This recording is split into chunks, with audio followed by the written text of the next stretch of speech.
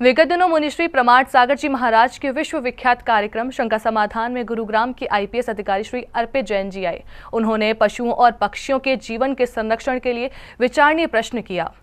महाराज, हमारे जीवन में तो संस्कार है कि सभी जीवों के प्रति करुणा का भाव रहता है और हमेशा ऐसा जीवन शैली रहती है कि सभी जैन लोग या कि किसी जीव को कष्ट ना हो। लेकिन अभी अगर हम समाज में देखेंगे और विश्व में देखेंगे तो जीवों के प्रति करुणा समाप्त होती जा रही है। जैसे कोई भी जीव जिसको काटने के लिए पाला जाता है तो उसका पूरा जीवन ही पीड़ामय बीतता है।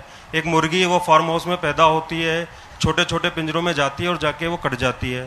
तो ना सिर्फ जीव हत्या बल्कि करुणा की हत्या हो रही है।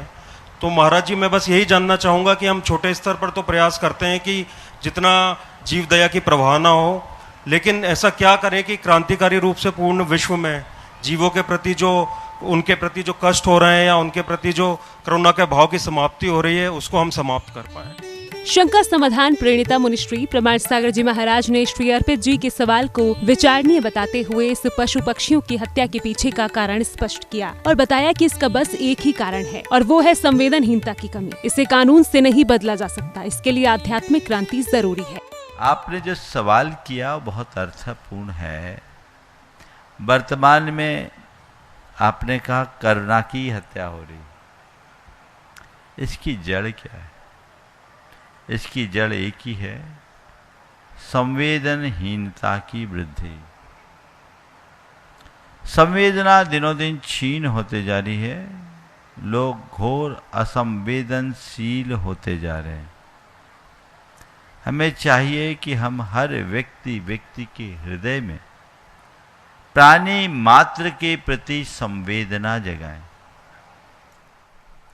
ये एक आध्यात्मिक क्रांति के बदौलत ही संभव है। कानून से ये सब चीजें नियंत्रित नहीं हो सकती। भगवान महावीर के जियो और जीने दो के संदेशों पर जीवन जीने का भाव सभी को अपने मन में लाना होगा।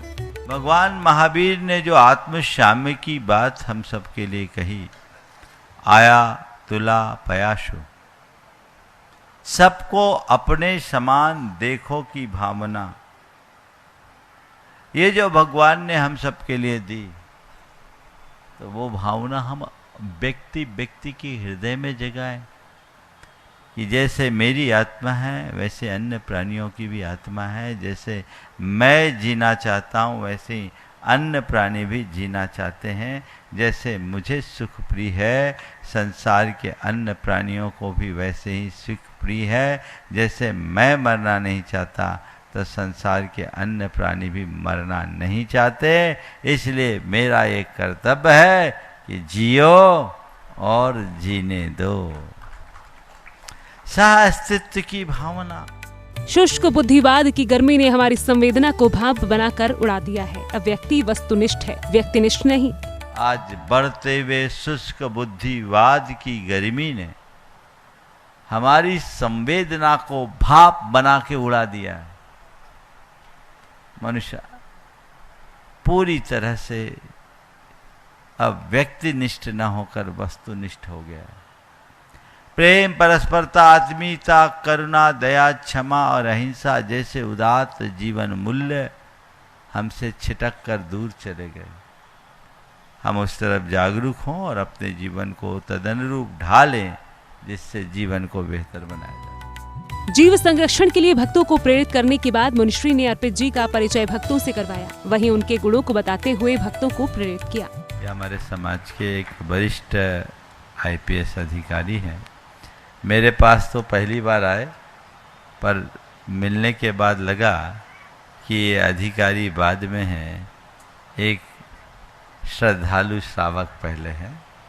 और मुझे ये सुनकर बड़ी प्रसन्नता हुई कि ये नित्य स्वाध्याय भी करते हैं। एक आईपीएस अधिकारी गुड़गांव में एसपी के पद पे है ना, डिप्टी कमिश्नर पुलिस के पोस्ट पे अभी गुड़गांव में पदस्थ है।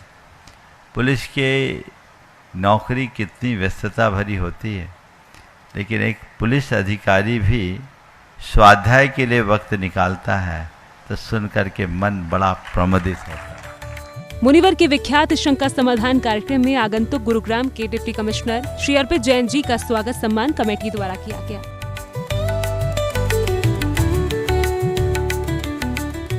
जैन फोकस के लिए भोपाल मध्य प्रदेश से ब्यूरो रिपोर्ट।